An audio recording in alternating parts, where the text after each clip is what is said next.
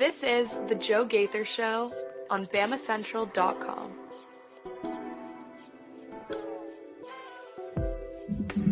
Good afternoon, Tuscaloosa, Internet world, West Alabama. How we doing today on this rainy Friday? Golly, rainy Friday in West Alabama. So if you are in the area, stay safe.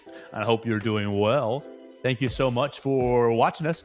The Joe Gaither Show on BamaCentral right here on the BamaCentral YouTube channel or on my own social media machines at Joe Gaither6. You can find me on Facebook, Twitter, or my own social media machine right there on YouTube.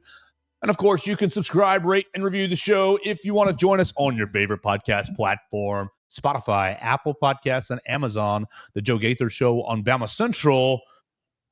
We're going to have a lot of fun today. You could jump in. If you're watching us on the show, you see our friends Mason Woods and our friend Will Miller. We haven't heard from Will Miller in quite some time. We're going to add him into the show today. I think we're going to have a lot of fun with Will. You follow Mason Woods at MAWoods_ on the Twitter machine. You follow Will Miller at RealWBMiller. Will Miller getting ready for Alabama baseball season. We're not going to talk about Alabama baseball right here.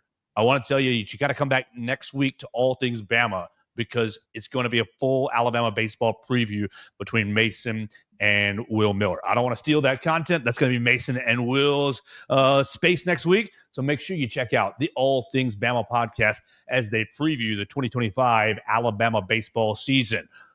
With that, and real quick, Will, without spoiling the entire content, will Alabama baseball be better this year? Yes, I believe so. Adding some of that depth back, the new pieces are really exciting. So I think there's a lot to look forward to. All right. Well, I am looking forward to hearing that episode between you and Mason Woods doing a deep dive on the baseball team. I know Pierce Quick, big old arm coming out, trying to get healthy again. Just Riley. Other than that, I am Pierce a baseball Pierce newbie. is the big brother. Riley, you're right. Okay, see, there you go. That's why Will is the expert, and I am just the noob following Will's coverage at Real WB Miller on the Twitter machine. Mason, oh man, I didn't turn to you. How are you today? Thanks for being here. It's wet out there. Yeah, a little bit of a gross day. I'm doing all right though. Excited to get into some stuff today. I think we have some fun things to talk about. You hit me with the late night DM on Twitter and just said tomorrow's show, and I'm ready to go. So. Why don't we start there? Because, okay, here's my Cam Newton hot take. We're starting with Cam Newton for anyone. I know everybody loves Joe Burrow 2019, and I know everybody absolutely despises Auburn to their very core. But to me, that's the greatest single season in college football history. Cam Newton. But Cam Newton goes out on his little social media machines, podcasting, just like we're doing here. Cam, want to do a home and home? We can talk about it. Hey, come on. And says, if you can fit that hat through the door, we'll get you in. The room's big enough. I think he can. Pretty tall ceilings in here. Yeah, Derek made it really well. Oh yeah, we are in the Derek Daniels State Farm Studios right here off McFarland Boulevard. Call Derek. Look, it's raining outside. Make sure you have the right auto insurance. 205-758-3391. All right, Cam Newton, wild take. He's talking. Look, everybody has to talk, and you got to fill the space with something. And he throws out an idea that I want to introduce to the show and get people talking about or asking about. Put your tinfoil hats on. Cam Newton, people were talking about, why did you hire, what is it, Brian Schottenheimer, Steve Schottenheimer, Mark Schottenheimer? It's Brian, right? Mm-hmm. Brian Schottenheimer gets hired by the Dallas Cowboys. Not all smiles and glory holes around here. Exactly. Everybody's like, what in the world? Who is it? Why are you doing this? I cannot believe he said that. Well, just as an off topic here, I did actually look into it. That is like an old prospector, mining term. When you find a spot that has a lot of oil, it's a glory hole. So I get where Jerry's coming from. Being an ancient old man, he probably does know it in that context. You think he was going for the double entendre? I don't think Jerry can spell working with you, Jerry. Somebody say something. What? Go ahead, Will. I don't think Jerry could spell entendre. No, I don't think so either. So he hires Brian Schottenheimer, and people are like, why are you doing this? Well, Cam Newton has a theory. You're good. Take you. Has a theory. Cam Newton thinks that the Dallas Cowboys are about to go on tank mode. Tank for Archie. Tank for Arch, and throw all kinds of fire Brian Schottenheimer and throw all kinds of money at one Nick Saban. Just like real quick, how many jerseys would an Arch Manning Dear Cowboys draft? Like, how many jerseys would that sell his rookie? He would break every single record. You'd see them in every store across the country. I can't even imagine the amount of Cowboy fans that would come out of the woodwork to praise Arch Manning and talk about, oh, we've been here since the 90s. We've been fans our whole life. Oh, it would be painful. All right. I'm just running this stuff.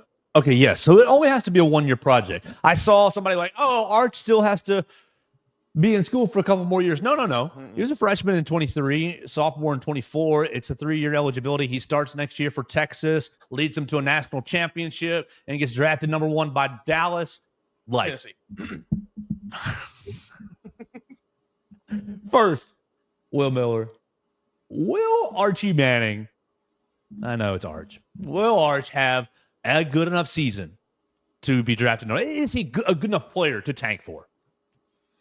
Joe, I am going to needlessly complicate things with my answer because the media, I say, It wouldn't be Will Miller without you. I say as a professional journalist has, oh man, I can't even say the phrase I want to say on a public streaming. Yeah, you can. But they are incredibly infatuated with overrating quarterbacks. So I think it's absolutely irrelevant what level of talent that Arch Manning has. He will still be regarded as a blue chip draft prospect and probably be drafted at one of those top picks. I mean, let's go through the years, gentlemen. We can name all sorts of names. You know, Daniel Jones is the low-hanging fruit. Mitch Trubisky is the low-hanging fruit. Sorry, Joe, old wounds. Many other examples. But it is really an incredible phenomenon that's persisted in college football to the point that if certain players played even 5 years after they did, they would have made millions of more dollars. And in some cases, like a guy like Jordan Lynch at Northern Illinois, had their literal lives changed by the media quarterback hype machine. You look at a guy like Arch Manning with the name value, with the brands he's been associated with, whether it be this Dallas Cowboys pie in the sky stuff, whether it be the Texas Longhorns, his whole family of royalty. I mean, it is the perfect storm for this phenomenon to take hold. So, Mason, was how long into the 2025 season? How many weeks is it until Jerry Jones says, no, we're pivoting. Austin Mack, are all in. It's Austin Mack season. Bleep this kid Arch Manning. We're taking a pivot. Well, I mean, now that they have a whole offseason worth of bulletin board material against Florida State, it's going to be week 1. Mercy. We got Austin Mack. He's about to go light Seminoles on fire. We should have started there. Make a note. We need to talk about that before we skip ahead, please. We definitely need to talk about that Joker. Okay, so whatever. We've seen teams tank before. I don't really even care about the Cowboys. That's not even what the part of the story that drew my attention. The part of the story that drew my attention was the Cowboys are going to throw a big bag, all kinds of money, a too much for you to refuse, make them an offer you can't refuse deal to Nick Saban. I think that Mason. Yeah, go ahead, Will. I think that I've heard a lot of ridiculous things, as we all have in sports. This is among the most ridiculous, and Cam Newton could at least try to be original because this is not the first time something like this has been thrown around. But Jimmy Sexton probably feels pretty good about it. But aside from that, I don't see Nick Saban going back and coaching the NFL because point blank, I don't think he liked it. I don't think he liked it when, he was doing it in his 50s, and I don't think he would like it now. Furthermore, you'd have to pay him, probably. Yeah, what would you have to pay him? I would think you'd have to pay him at least like a top 3 salary annually in the NFL. Now, what we do know is Sean Payton has the second biggest, and he makes $18 million a year. Are they really willing to pay something like that? I was thinking 20 was the number that came to my head. I think that's probably about the ballpark range that you would have before it was even a conversation, and I don't think they would do it. Because, Mason, you're making about, 10, 11, 12 the last couple of years here at Alabama, 10, 11, 12, 13. How much is ESPN paying him right now? I bet they're paying 20. Whatever they're paying him, he's worth every penny of it. But Jerry Jones, of course he's made of money. Of course, that's not the issue here. What do you think about the marriage between? Would Jerry Jones stay out of Nick Saban's hair? Would Nick Saban tell him to bleep off and let me run the team? And would that be successful? Jerry Jones would be completely unable to take his hands off the wheel. It's been that way the entire time he's had the team. He has to have his hands in every single decision that is made, so that at the end of the day, if it's successful, he can say, "I was there to make that call." Right. And if it's unsuccessful, he can fire the coach that did make that call. This is Jerry Jones's MO. He does this. He has done this for decades. He cannot relinquish control of this team. He just has to have his greedy little fingers on everything that happens within Dallas. Nick Saban, what would that have been? We're 1 year out. That's 2 years. He would have had a 2-year break. He would have had a 2-year break, and he's what, 74? Nick Saban, your age is 73. So yeah, you're turning 74 this coming year. You'd be 75. We just ridiculed the Raiders. No, Pete Carroll and Nick Saban, as far as like coaching resume goes, pretty comparable. Nick Saban, the most dominant college football coach of all time. Pete Carroll, one of, if not, I think the only coach to win a Super Bowl and a national championship. Tom Landry as well. There we go. We just ridiculed the Raiders relentlessly for hiring a 75-year-old Pete Carroll that they're going to fire in a year and a half. True. I don't understand why doing virtually the same thing with Nick Saban, because again, very similar coaching resumes there. That doesn't really even move the needle that much. You know who I should have got on this show today? Ryan Fowler. Cowboys fan, Alabama fan. I bet you first he thought, I'm not listening to anything that Cam Newton ever says. And then it's, Cam Newton marries Nick Saban to my Cowboys? All right, we like that. I don't think this is ever going to happen. No. I don't think this is likely. I think first off, you got to nail the tank first, which is a challenge. Obviously, the Cowboys, not a good year this past year. No, but you'll be getting Dak back. I just don't have a lot of offensive weapons. It's going to be hard to lose like 14 games with Dak Prescott as your quarterback. I know everybody like the Browns on exist. Dak, but he's still a good quarterback. He just doesn't get it done in the playoffs. He's still one of the better quarterbacks in the NFL, probably top 12. Yeah. You're not going to lose 14 games with him under center. If I didn't have Caleb Williams, I would like to have Dak Prescott on my team. Sure. I would take him on the Titans in a heartbeat. That would be look. You're as looking for opposed to QB, Will Levis, Mason. Your views might be being distorted here. No, I'll take Dak, please. Just any semblance of somewhat consistent quarterback play, welcome home with open arms. I'd like to say Will Levis, another product of this media quarterback inconceivable love affair. He fell to the second round. Well, that was a whole situation. That's going to be talked about for the future. I got a friend, and I love you, Taylor, if you're watching. It was a mild Titans fan, very mild NFL fan. Just really loves the Tennessee Vols. Mm-hmm. He's crazy for that. Okay, and Hendon Hooker. Exactly. He is. You just know. Every time Will Levis gets brought up, and he goes, he mother bleeps the time. He just goes nuts. They could have had every fan in the state supporting the team. They just drafted Hendon Hooker. He's a much better quarterback than Will Levis. Oh, just draft Hendon Hooker. They spit in the face of all the fans in Tennessee by drafting Will Levis over. I saw that so much. And I'm like, Hendon Hooker also, by the way, it's worth noting, not playing, not good. The Lions just signed Teddy Bridgewater to avoid having Hendon Hooker as their option if Jared Goff went down. So, fun stuff Ridiculous. With the quarterbacks. Fun stuff with the quarterback stuff. Woo! Back to the I saw a Cowboys. tweet that said, if you need a quarterback this year, no, you don't.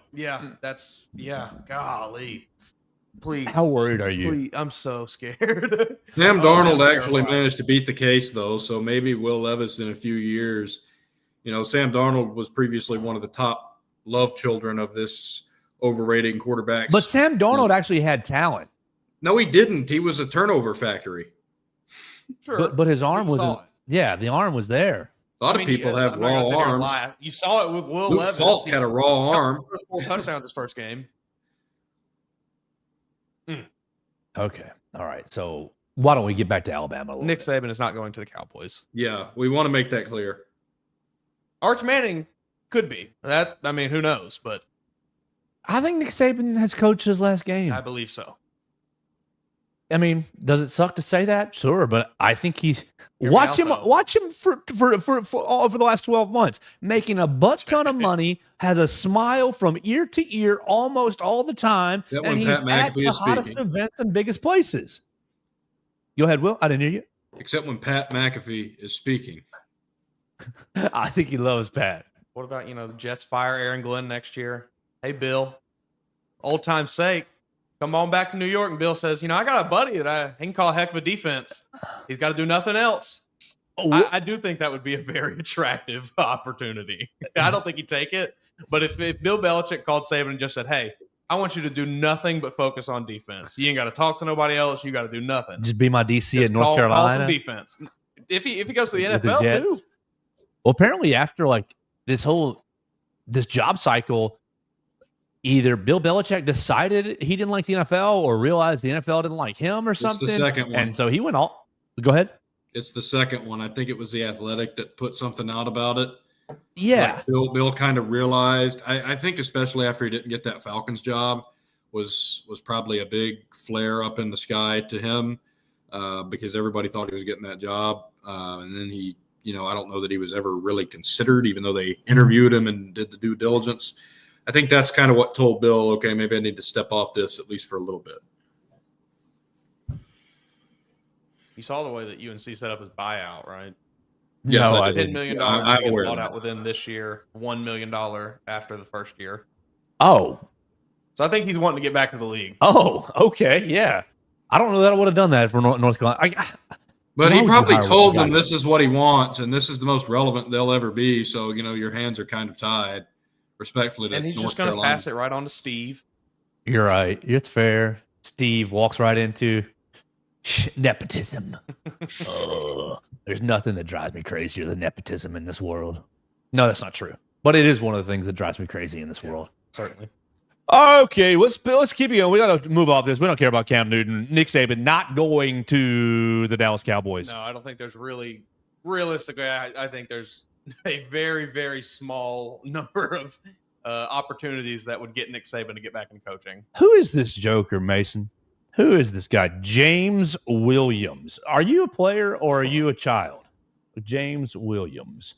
James Williams, a defensive lineman from Florida State, right? Yes. Florida. I think he's a redshirt freshman. I think you're a child. I think you might be a child. Yeah, you're. Oh no. Okay, James Williams is not a child. James Williams played for Nebraska and Iowa Central Community College. Oh my gosh, you have not even been there. This is going to be your first year at Florida State. This is going to be your first game at Florida State. We don't even know if you're playing or not, and you're already talking mess about the opponent. Okay, if you haven't seen it, now that I have the story, all the dominoes all in a way. WarChant.com is reporting an interview that they had with defensive end James Williams, who has transferred from Nebraska to Florida State, saying, "I'm here to dominate against Alabama." Okay, Mason, no comment. Open to you. I'm here to dominate against Alabama. Just, I understand that it's we've talked about it on this show. I think the kind of shift has happened where now it's kind of the cool thing to hate on Alabama and to talk about how Alabama has fallen. They're not what they used to be. Whatever. And I understand this is probably a little bit of him feeling a little more comfortable now in this kind of environment. He can say these kinds of things. But, buddy, we're not that far removed from the last time Florida State played Alabama. And we all remember what happened. Who was the quarterback that broke both his knees or whatever? DeAndre Francois? Thank you. We all remember how that game went. Well, who was it? Was it the athletic director or was it the president of the university that, like a week before that game happened, went up on a stage somewhere and said, "I think we're going to beat Alabama pretty badly"? It was one of the two. Just learn your lessons here. If that wasn't bad enough, now you have that plus the entire offseason to sit on it and stew. Right. The entire program, 7 years that happened after that. You haven't even had one snap of spring practice. Oh, what are you doing? Mike Norvell, you got to Rein your boys in here. Were they not 2-10 last year, or was it 3-11? Or was it, It was 3-9? 2-10. I mean, You can dominate anybody. I look at that and have, okay, we'll write it off as a BS year, a pass. Everything fell apart after you didn't make the playoffs. But you still should not say anything. At Nebraska last year, as a sophomore, James Williams plays in 12 games. He makes 9 solo tackles, 5 assists, so a combined 14 total tackles. He did have 5 sacks. So my man can rush the passer a little bit as a defensive lineman. He is listed at 6'6", 250 pounds. Big man. Played for Nebraska, spending 1 year at Iowa Central Community College, totaling 18 tackles and 7.5 tackles and 7 sacks for the Cornhuskers in 16 games. Set a career-high 5 tackles and 2 sacks against Rutgers in 2024. Also recorded 2 sacks at Purdue. Great. First-team All-State defensive lineman his senior year at Park Hill South, which is in Kansas City, Missouri. So great job. But, you enter that transfer portal. Florida State went 2-10 last year. Nobody else come calling? Nobody else came calling, Mr. Williams? You had to settle for Florida State? It's an awful lot of talk. I feel like maybe if you were ready to go dominate, you might have wound up at somewhere a little more upper echelon than what Florida State is. I wish I could find. I wish I had said more dominant. Sure, it's just, it's just such a. I mean, we've seen this happen in sports. I don't know how many times with bulletin board stuff. Why would anyone ever do anything like this? Yes. Does nothing but feed your opponent. Clout. Give them more and more motivation, as if they weren't motivated already. It's for clout. It is for cloud, but I think I have more to this quote. Okay. Yeah, I do have more to this quote. Okay. As the Seminoles continue, this is from Tallahassee Democrat. As the Seminoles continue to go through the offseason conditioning program known as Tour of Duty and prepare for Alabama, Williams said his sole focus is continuing his adjustment to Florida and being ready to compete. He said he didn't come to FSU to be a recruiting win for the new staff, but to be an impact player for the Seminoles. Quote, because he couldn't do it anywhere else. I'm not just here to be a recruiting face for you guys. I'm here to dominate against Alabama. I want to make sure I'm not just good against Wake Forest. I'm ready for Clemson, Miami, and all those big names that we have, and Florida at the end of the year. End quote. That certainly provides a lot more context to this. Do you feel any better about the wisdom of his quote or the lack thereof? With the full quote, it's much less of a stupid thing to say. I think it paints the full picture of, hey, I'm here to play well against good teams. Anybody would say that. That's pretty fair. Yeah, it's unfortunate for his sake that it's been plucked out like this, and now he's been probably posted up in the Malmore facility with his picture right beside it, and then that quote. I mean, maybe choose your words a little more carefully next time. I don't know. But no, I don't think that, given the full context, that's really any kind of a damning quote at all. Will Miller, is the quote already up in the locker room at Alabama? Has been. Yeah, for the last 8 hours. Yeah, I definitely think that this coaching staff will be looking to jump on anything. Which staff member? Who was it? Not Coach DeBoer. Not Nick Sheridan. Let's go down the line. Morgan. Courtney's a decent. You know who it was? It's Jamarcus Shepard. Oh, yeah. It's a good one. Jamarcus Shepard or Mo Linguist are my picks. Kane. I can see Kane going that direction. I can see Coach Womack going that direction. It would depend on whether Kane took the comments seriously. Oh, I'm sure. It doesn't matter if they took it seriously. We're going to frame it as serious. Maybe it was Kapilovic. He went up there and he was like, "Hey, this is directed at you boys, big uglies." Defensive lineman said he's going to dominate you guys. What was it? Didn't we see an early line on that game, like 13 or something? Yeah, I got to see if I can find it now. Hammer it. Hammer the Alabama on that. It's down in South. I mean, the last time we talked about this game, I expressed concern because of Gus Malzahn and the way that he can run an offense utilizing Thomas Castellanos and being able to get that quarterback run going based off what we saw this past year. Do you have any concern? I mean, road game against an inferior opponent? I don't know. As quarterback run with an offensive coordinator that's beat your butt before? It's a different system, though, Joe. It's Gus, admittedly, and talking of things that were painful to say about Nick Saban earlier in the show, let's get to another part of that here. Gus showed the ability to coach circles around Nick Saban, and he did. He did use that ability on several occasions. But this is totally different. This is a different defense, a different scheme, and it feels to me like it's a bit of a question mark. Sure, Gus could bring his strengths and it match up poorly, but we don't know. I think that in terms of the quarterback, you can make Thomas Castellanos quit. Make him go 3 and out twice. Make him punt twice. Watch him quit. SAWFT. I mean, that's just the reality. We saw the exit at Boston College. I liked Thomas Castellanos. I thought he was one of the most underrated. I liked him players. until that move, Will. Sure. That's a weak move. I liked him. I thought he was one of the most underrated players in the ACC. He brings a dual threat skill set that I think is stronger than a lot of guys, but you can make him tap out.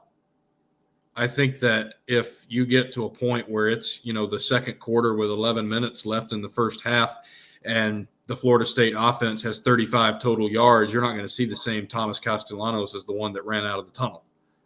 That is a factor in this game, in my opinion. One Nakai Hill-Green earshot to Castellanos to basically zap the game. Right, first play of the game. Basically what Danny Stutzman did to Jalen Milroe. Danny! That's it. Do you think that Danny gave him a concussion? Very likely, honestly. I mean, I don't think he gave him a concussion. I do think he gave him a gut check. I don't think anybody thought that game was going to be what it was, including the players, and it showed. Yeah, and when I rewatched it way back when, that really stood. That the first play stood out to me massively because Danny Stutzman went face to face with Milroe and said, It was a bone-crushing hit. Yeah, and I mean, normally that wouldn't get to you because, Danny Stutzman's just a dude. I mean, you'd expect him to do that to anybody regardless of, how bad his team was doing that season. But you have an off night sometimes. That was the off night of all off nights. I guess that's the way we're going to describe that. Oh, Joe, weren't you there? Okay, guys. Well, I was there. It seemed more than an off night to me, but I don't really want to think about a night in November that was still makes me sick. It was awful. It was disgusting. Really, really disgusting. Really terrible. Okay, let's keep going here on a Friday. Done with the Florida State, done with the Nick Saban of the Cowboys. Let's talk about the weekend a little bit. Before we talk about Alabama's basketball game, we'll tell you about Derek Daniel. We are live in the Derek Daniel State Farm Studios right here off of McFarland Boulevard. It's raining, but that's okay. We're still here, and Derek and his team are here as well. Red, Reese, and Victoria, they're upstairs. They'd love to take your phone call right now. 205-758-3391 for all your insurance needs. Home, life, auto insurance. Like we said, it is raining today. The traffic's going to be nuts. The drivers from all parts of the country come here, converge in Tuscaloosa, and it becomes a little bit of a crazy fest. So please make sure that you're prepared with the right auto insurance. Call Derek and his team. 205-758-3391. Like a good neighbor, Derek Daniel and State Farm is there. Call and see how much Derek can save you today. Okay, let's keep the Alabama basketball season going on Saturday. The Crimson Tide take on the Georgia Bulldogs. 3 o'clock in Coleman Coliseum. Perfect time for you to get your butt into Coleman Coliseum. It's perfect tip-off time. It's not Saturday at 11 where you got to drive down early if you're from Birmingham or from parts unknown Alabama. 3 o'clock. It's perfect. You can get to town about 1, park, leisure on into Coleman Coliseum, and watch the Crimson Tide roll. Hopefully, Alabama has an 83.6% chance to win the game, according to the ESPN Analytics matchup predictor. The Georgia Bulldogs, 3-5 in the SEC so far this season, but they are feisty, in my opinion. I think that it's going to be a game that Alabama should win. I mean, you absolutely should beat the Georgia Bulldogs. If you lose to Georgia at home, you got some real problems, I think. But there is a world that Georgia can win this game. So, Will Miller, we haven't had you on a long time. As we dive into the Georgia game, I want to throw to you and ask your assessment of the team so far this year. We spent a lot this week talking about the Mark Sears situation. I don't care about that anymore. What do you think about the season? You're what? About halfway. You're almost halfway. You're a little bit more than halfway in the SEC season. How you feel about the team, where it's standing, and what do they need to do tomorrow? What is the focus for tomorrow to beat the Bulldogs? Well, I think this team has shown less energy in home games than road games. That's the first step. Obviously, Ole Miss game that was coming to a head in that game. Mason and I texted about it about 4 minutes to go, and he didn't seem too thrilled about it.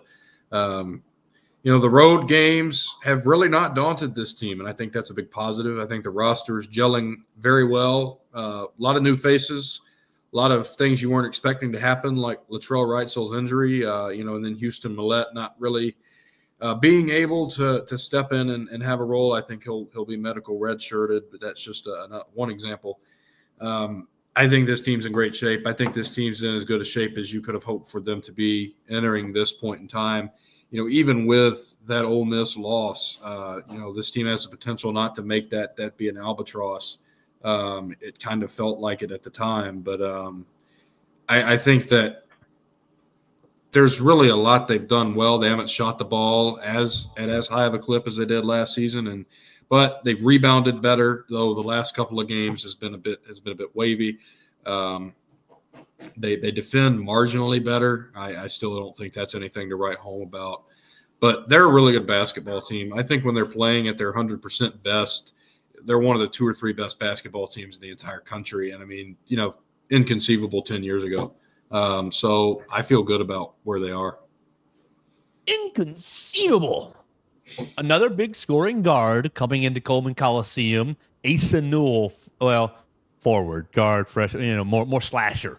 Asa Newell, Mason Woods. Will we have a healthier Darian Reed to slow down Georgia's leading scorer, Asa Newell, 15.2 points a game, 7 rebounds a game? I certainly hope so. We talked about his performance last game and how he still kind of looked like he was maybe shaking the rust off a little bit.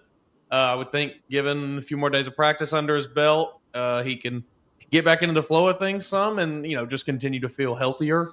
So, when he's been healthy, he's been probably the best perimeter defender on the team. Shoot, 6'11", this Joker. How about a Jaron Stevenson defensive day, Jaron? Sorry, Darian. I didn't want to throw you into that fire, I guess. Jaron Stevenson, we'll take that. Well, I mean, same thing. Jaron, I think, has been great defensively. People kind of talk about him bad, but I think a lot of those people don't really watch the games. Watch the defensive side. Yes, Jaron's been fantastic on the defensive end. I understand his 3-point shot has not really been there this year, but just let's let him keep cooking on the defensive end. He'll get his buckets. I think I wrote the 3 things to watch for the Mississippi State game in advance of tip off, and on number 2. Great job, Will. Where did you write that so people could read it? That's on our website at BamaCentral.com, and so I put that. I put as number 2 on the 3 things. Can Alabama's defense contain Josh Hubbard? And they did not, in such a way that he had a career best scoring total, season best scoring total, blew it out of the water. So the same question applies to Asa Newell, Georgia's best player, probably by most people's estimation. And, certainly a major piece of Mike White's game plan, which he's had kind of up and down results against Alabama over his career. At Florida, a little less to speak of at Georgia, obviously. They'll have to stop Asa Newell in order to have any success. And, they're 2 different kinds of players, but, I mean, maybe you do look at what you didn't do against Josh Hubbard. And definitely a different kind of player. I didn't really realize that. I am connecting some dots here. Didn't Alabama give up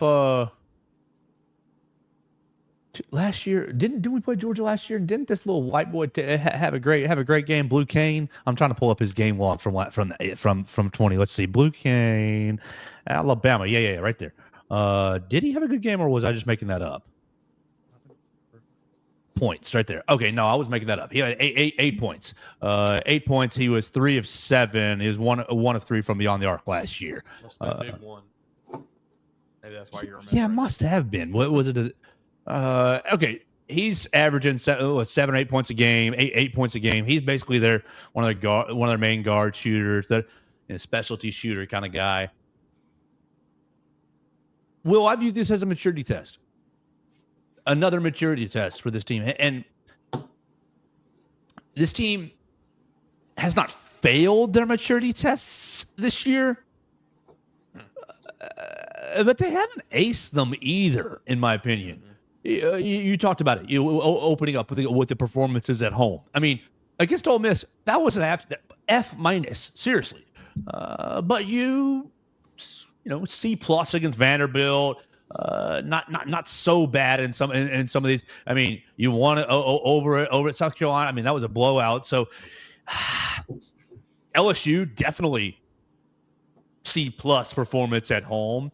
These maturity tests where you have teams that could play with you but probably shouldn't. I don't know. I think that tomorrow. What do we think we're going to do tomorrow? I think it's going to be a win. I do. Georgia's averaging 76 points a game. Georgia's like 40 in KenPom, 37 in KenPom. Is that what I saw? 37 in KenPom, 76 in offense, 19 in defense. But really, the tempo, 232 in tempo. Bama should be able to run. Just run them out the gym and get us home by the time the Royal Rumble starts. Come on, baby. It's going to be easy. If I had to guess, I would say this is going to be one of those where Bama delivers that first half knockout punch. They take a 15-point lead or so into the half, and then they coast a little bit for the first 7-8 minutes of the second half. Lock in around the midway point, coast a little bit for that 9 to about 3-minute period, and then they'll lock it in the last few and win by 7, 8, 9, 10 points, somewhere around there. Yeah, there's never been a game that's been more, I think, primed to play out exactly like he just said. I agree. They just love doing that. It's frustrating, but at the end of the day, a win is a win, I guess.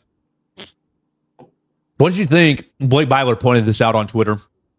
We appreciate Blake Byler working for On3 Sports.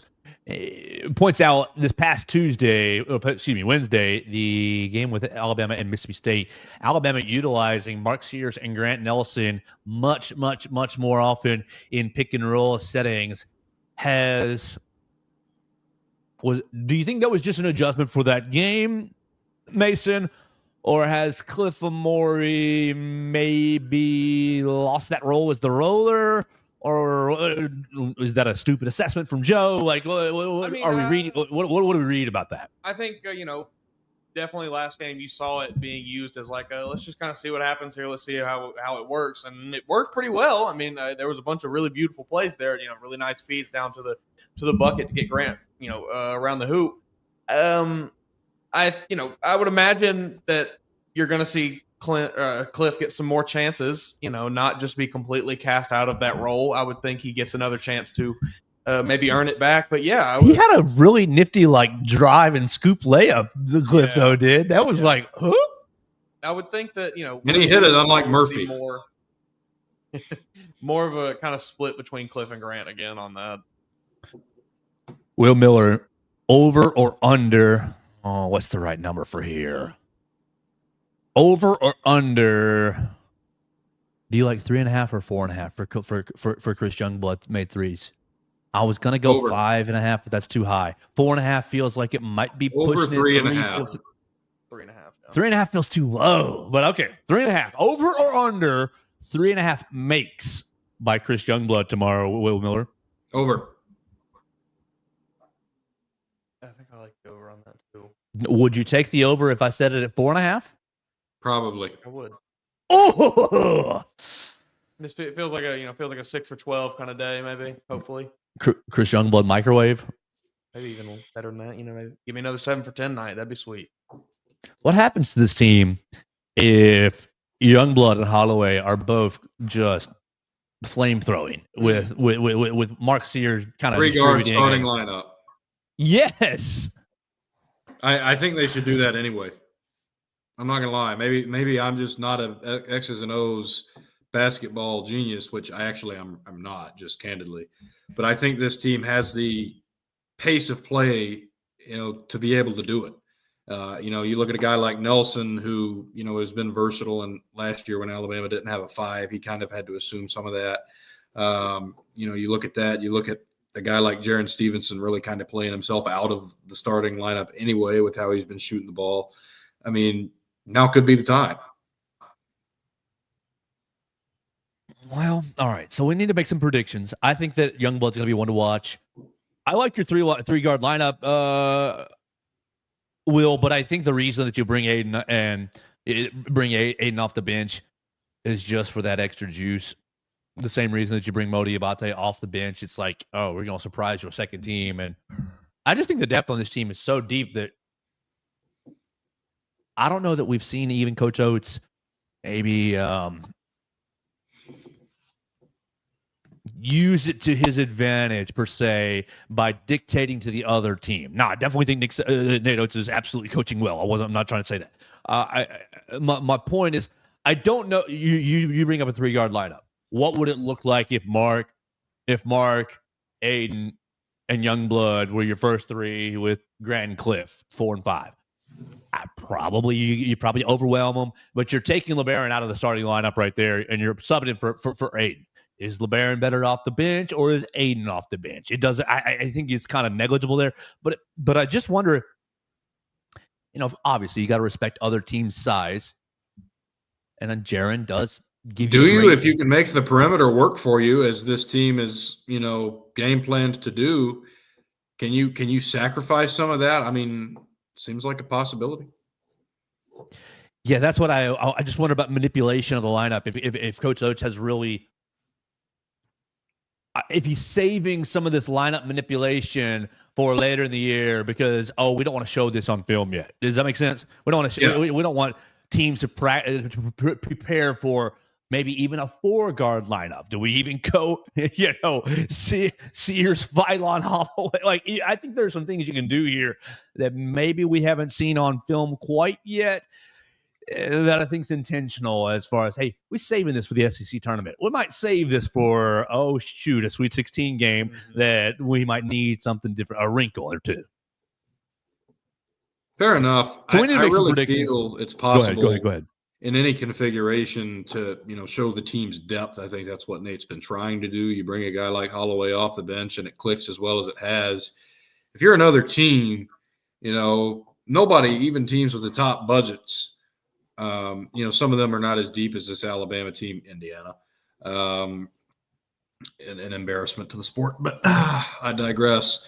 But a team like that, most teams are not as deep as Alabama, even the ones that are paying the most money, even the ones that are at some of these preeminent, institutions for basketball.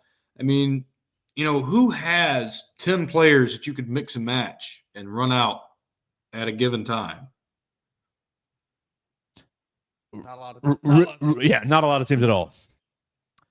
Let's finish this bad boy up. Mason Woods wrote on BamaCentral.com. I don't think it's quite out yet. It's going to be out in maybe 15, 20 minutes. Recruiting rundown.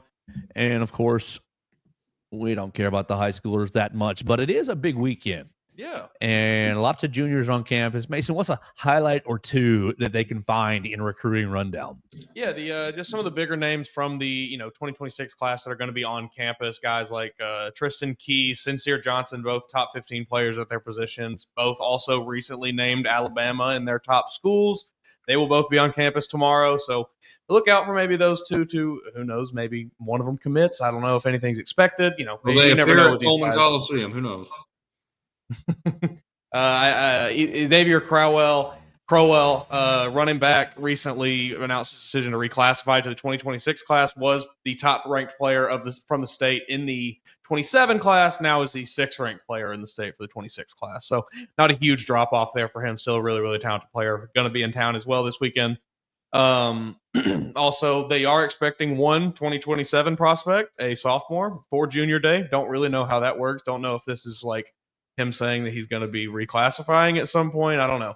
But Jabarius Gare from Viger, Alabama, he will be in town. So I do that all the pretty time. pretty good crop of recruits. I do that all the time. I can never quite get it right. My mom laughed at me one time. Vigor. Oh, Yeah. it is Viger, isn't it? I believe it's Yes. Vigor. So there in total there will be about, I think, 23 people and 23 recruits in town. 22 of them from the 26 class, one of them from the 27.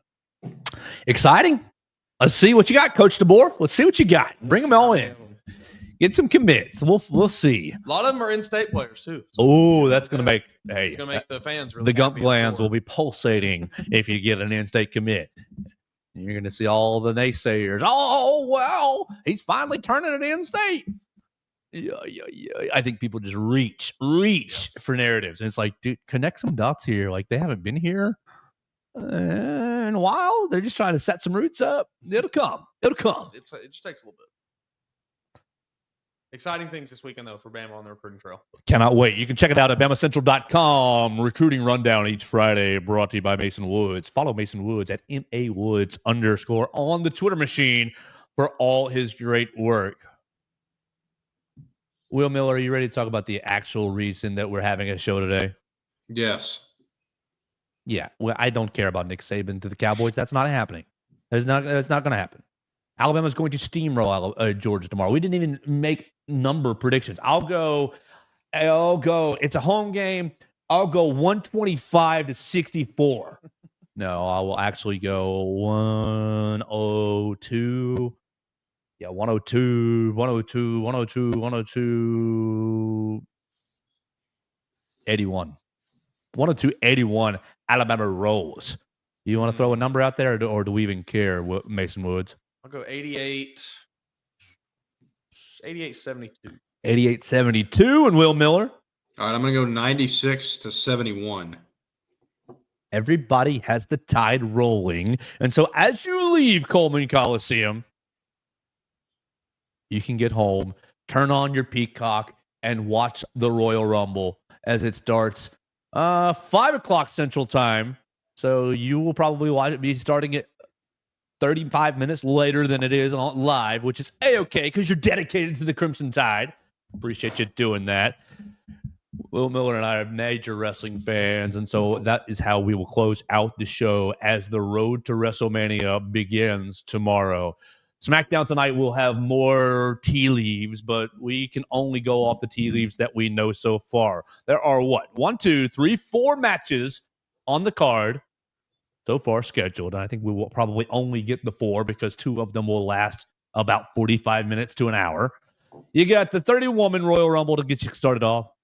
2 out of 3 falls for the tag team titles, the SmackDown tag team titles with DIY and Motor City Machine Guns.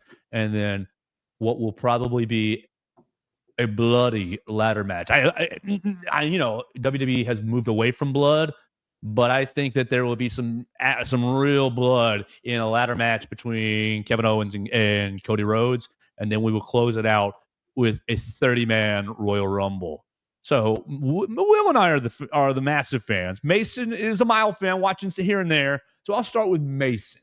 Are you excited? Will you watch it? What's the interest level from, this is a niche interest. We accept that. Yeah, I mean, I'll probably tune in for a little bit. I don't see myself watching the entire event, but I might throw it on the other TV, the other monitor, and just kind of see, if it starts to heat up a little bit, maybe I'll turn the sound on, get a little frisky, But I'll definitely tune in just a touch to kind of see what's going on with it. I'm intrigued enough. Well, the match card will be set up, and this is no disrespect to the ladies, but if you are turning it on a little bit later, maybe the ladies' Royal Rumble will be their match will be finishing up, and then the card will really, really heat up, in my opinion. Will, is there any doubt tomorrow that Charlotte Flair is winning the women's Royal Rumble? No, and I wish that I could say yes, but no, there's not. I don't really know there's plenty of good decisions that they could make. There's plenty of crappy decisions that they could make. They could decide to prolong Rhea Ripley versus Liv Morgan some more and have Liv Morgan win it, and that would still be preferable to Charlotte Flair winning it. But like you said, Joe, almost a foregone conclusion. Okay, and we're seeing one of the themes from the Royal Rumble is surprise returns. I was never really into AJ Lee, but people are going crazy. The wife of CM Punk, this week, Will Miller, about a potential return of AJ Lee. I don't see it. I think here, I don't see it. I don't either. I think she's been such a background character and out of wrestling that I think that's not. I mean, CM Punk goes out and says, "Oh, I think one big return is coming." Yeah, but he's just a troll, man. He's a troll. He's right. Well, he's referring to Charlotte Flair. Oh, I didn't interpret it that way at all. I thought he was or Jordan Grace. Well, Jordan Grace, we know, is entering the Rumble because she signed her contract. That's who I'd pick. But she said, "Oh, I'm not in Indianapolis this weekend. I'm doing my mother's 50th birthday." Like, okay, lady. Maybe Jordan Grace's mom is in the Royal Rumble. Do what? Maybe her mom is in the Royal Rumble, and that's the 50th birthday. They get to do a spot together. Maybe she is. So, will you be like? Are you? I'm just not as. And usually, I don't mind watching the ladies compete. Absolutely, but I'm not into the Women's Royal Rumble this year. I don't really have a whole lot of juice for that. The other three matches, I have a lot of juice for.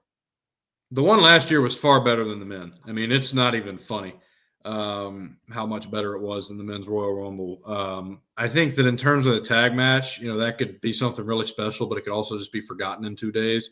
I think the Motor City Machine Guns are going to win, and that's who I will be rooting for. I think Kevin Owens should beat Cody Rhodes, but Cody's going to win. And then for the Men's Royal Rumble, I see Punk winning it. I really do. Yeah, before Monday Night Raw, I was like, man, I don't know. I don't know who's going to win. But after the segment and after his little interaction with CM Punk or with Cody Rhodes, Final Four is going to be McIntyre, Reigns, Rollins, and Punk, I think. And I think Rollins is going to be the Iron Man. I like Cena in place of Rollins for the Final Four? I think he'll be in the Final 6. Yeah. John Cena sucks. John Cena really competing for the first time in quite a while this weekend. So if you're into John Cena, all right, my final, I'm going. Yeah, I'm going. Booey. I'm going CM Punk, Roman Reigns, John Cena. I want to say Drew McIntyre because I love him, but do they do Jey Uso just because he's so popular, even though he stinks so bad? The man can't wrestle. I would not say that he's got a good gym, man. Oh, he's boring. Other than the entrance, his promos are okay. Okay, right. That's fine. Like literally in Atlanta on Monday night, we sat there and yeeted for 8 minutes, and he did nothing but dance on the announce table. And it's like, thanks, guys. I mean, it was fun, but like, what does it translate to in the ring? It doesn't translate at all to me. All right, so I'll go CM Punk because I think Punk will win. Punk, Roman Reigns, Cena. And shoot, my gut says The Rock. I know that's not my gut says The Rock. I'd love it if Randy Orton made it to the Final Four. Will, what's your take on this theory? My theory is as you get to the Final Four, Brock Lesnar is going to come out and aid CM Punk to win the Royal Rumble as his favor. We do not want Brock Lesnar. I don't even know what his situation is. We do not need Brock Lesnar in the Royal Rumble. Not as a participant. We don't need him there. We don't need a wild card enforcer. We don't want this. I want this. I know Brock is like for people who aren't paying attention, Brock Lesnar has some like lawsuit disputes and is kind of involved in the Vince McMahon stuff. That's enough for somewhat ancillary. And I know that makes a lot of people really icky. You look up Brock Lesnar's name and like 14 hours ago, disappointing WWE's news on Brock Lesnar. That he's not going to be there. I don't know what it is I'm exactly. sure. I'm sure people because that's the headline. No, so I don't think that's happening, but I think that would make me freak out. That would make me really excited. Somehow, some way, CM Punk is cashing in on a Paul. Is Paul Heyman going to get him a chair or something? Something's going to happen. He says, "Oh, it's a favor that Paul doesn't want to do," and they're going to use this to have him win the Royal. I agree with you, Will, that Kevin Owens should be the rightful winner of this ladder match. He should. If I were booking, I would have Kevin Owens beat the ever-living snot out of Kevin. And not because I don't like Cody Rhodes. I do. I like Cody Rhodes.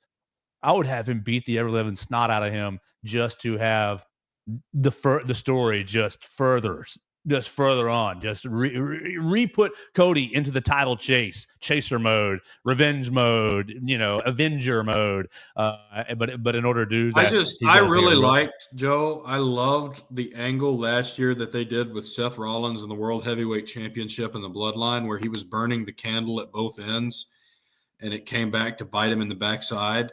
And you're kind of seeing Cody Rhodes still involved in the Bloodline, teaming with Roman Reigns at Bad Blood, which started all this, and he's coming out to console Jey Uso at Saturday night's main event. And he's run afoul of so many different people as he's been champion, and he's just not willing to completely it's like the Gucci backpack meme. He's just not totally willing to let it all go from behind him, and potentially Kevin Owens could come in and take it all away from him. And I really would like that story direction. Does Triple H have enough guts to do that on Sunday? No. The only way I would suggest he might is because it's a Big Four show, but I don't think he's going to do it.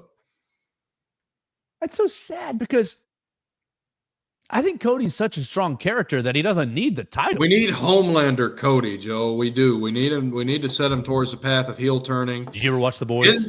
NJPW and ROH heel Cody was his best work.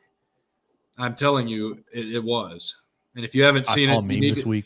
You've probably seen the Twitter video where he gives the one wrestler $45 and says it was $25 more. It's 20 more than you're worth. Yes. Yeah. 20 more than they were going to pay you tonight. Yeah. Like here's $45. It's $25 more than they were going to pay you.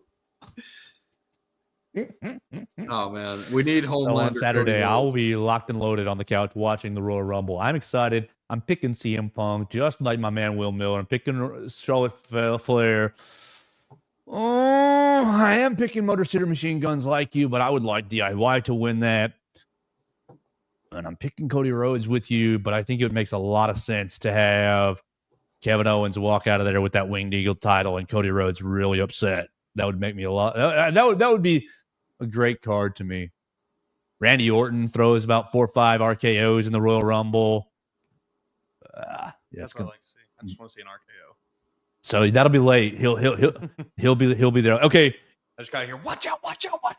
Last thing for us on this topic, Will, we've got 15 official entrants in the men's Royal Rumble.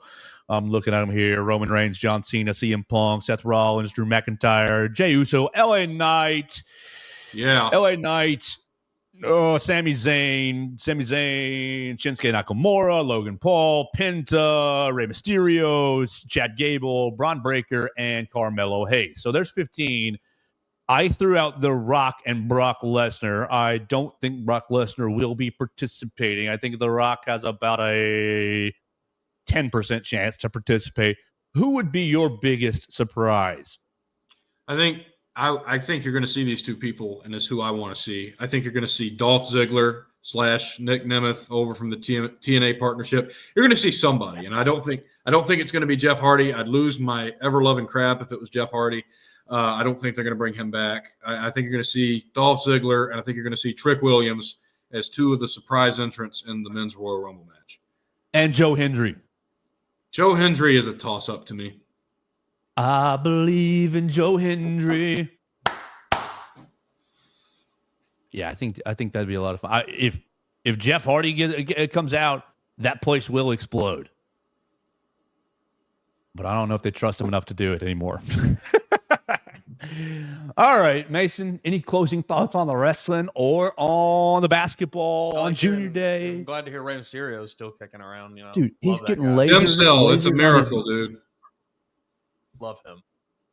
How old is he? He's getting He's like lasers on his 53, I knees. think. He was my favorite wrestler when I was a kid. He was awesome. The 619, like the most legendary move to me. The man is 50.